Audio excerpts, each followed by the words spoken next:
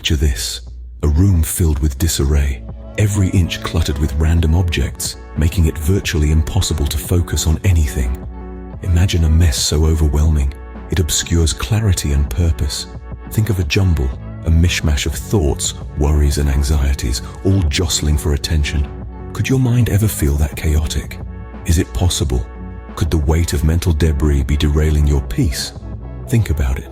It's time to consider the impact of mental clutter on your well-being. Moving into April, it's not just your home that needs a spring cleaning, but your mind and soul too. Start the day by noting down 3 reasons you're thankful. This isn't an additional task, but a tool to bring clarity and peace. It's like letting fresh air into your mind. Gratitude grounds us and reminds us of the goodness in our lives. Practice daily and clear your mind's clutter. As we move into April, what's the positive habit that you're eager to embrace? Share your thoughts below.